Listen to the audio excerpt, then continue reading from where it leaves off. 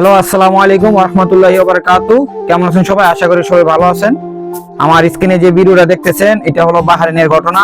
আর বিশেষ করে যারা সৌদি আরবে, দুবাই, কাতার, মালয়েশিয়া, তারপরে আপনার এই কুয়েত, যেসব আরব কান্ট্রি গুলা লোক আছে যারা যারা পুরান বিল্ডিং গুলাতে থাকেন, আর তাদেরকে একটা কথাই বলি, আপনারা পুরান বিল্ডিং থেকে একটু বিরত থাকেন। দেখেন এইখানে বাহরাইনে একটা পুরান বিল্ডিং এ গ্যাস সিলিন্ডার বিস্ফোরণ হইয়া পুরো 3 তলা বিল্ডিং মাটির সাথে মিশে গেছে। তো এখানে প্রায় অনেক লোক ওই নিচে আসছিল। এখানে দিদি থেকে প্রায় সন্ধ্যার সময় দুর্ঘটনাটা হয়েছে। পুলিশ আসছে, পুলিশ এসে এখানে অনেকেরই উদ্ধার করছে, অনেকেরই জীবিত উদ্ধার করছে, অনেকেরই মৃত্যু উদ্ধার করছে।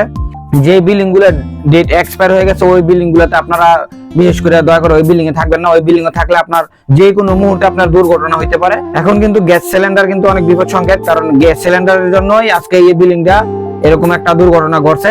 তো যারা যারা গ্যাস সিলিন্ডার আছে একটু সাবধানে রাখবেন। গ্যাস সিলিন্ডারের মুখটা ভালো করে টাইট করে লাগাইছেন কিনা, ভালোভাবে আসলে গ্যাস সিলিন্ডার আছে কিনা ভালো করে চেক করে তারপরে রুমে যাবেন। আর এই যে আপনারা যে বিল্ডিং এ থাকেন সেই বিল্ডিংটা আসলে ডেট আছে কিনা, বিল্ডিং এর ডেট এক্সপায়ার হয়ে গেছে কিনা, আপনারা যদি নিজে সেফ থাকতে চান তাহলে অবশ্যই আপনারা ভালো একটা বিল্ডিং এ, ভালো একটা ফ্ল্যাটে আপনারা থাকবেন। আর যদি আপনারা টাকা বাঁচানোর জন্য এরকম একটা বিল্ডিং এ গিয়ে থাকেন যে বিল্ডিং এ আপনার কোনো জীবনের কোনো নিরাপত্তা নাই, পুরান বিল্ডিং এ থাকিয়া এই বাইরে আজকে দুনিয়া থেকে বিদায় নিয়েছে। তো আপনাদেরকে একটা কথাই বলি, যারা যারা পুরান বিল্ডিং আছেন, পুরান বিল্ডিং সাইডে আপনারা ভালো একটা বিল্ডিং এ থাকেন, যেগুলো ভালো বিল্ডিং, ভালো নতুন করছে ওইগুলো গিয়ে থাকেন। পুরান বিল্ডিং এ থাকলে আপনার লাইফে কোনো নিরাপত্তা নাই, আপনি যে কোনো মুহূর্তে দুর্ঘটনা ঘটতে পারে। আপনি ঘুমাইলেছেন, কখন যে আপনার ছাদ ভেঙে পড়ে, কখন যে আপনার বিল্ডিং ভেঙে পড়ে আপনি নিজে বলতে পারবেন না। তাই বলি এখনো সময় আছে, ভালো 2 টাকা বেশি যাক আপনার নিরাপত্তা আপনি বজায় রাখুন। ভালো একটা বিল্ডিং ও থাকেন। এরকম ডেট ছাড়া এক্সপায়ার বিল্ডিং ও থাকলে এই ভাইদের মতন দুর্ঘটনা আপনারও করতে পারে, আপনার জীবন আসতে পারে।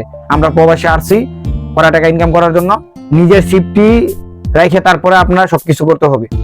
কারণ আপনি বেঁচে থাকলে আপনার ফ্যামিলি বেঁচে থাকবে, আপনার ছেলে সন্তান বেঁচে থাকবে, আপনার সবাই বেঁচে থাকবে। সবাইকে জান্নাতবাসী করুক, সবাই বলে আমিন।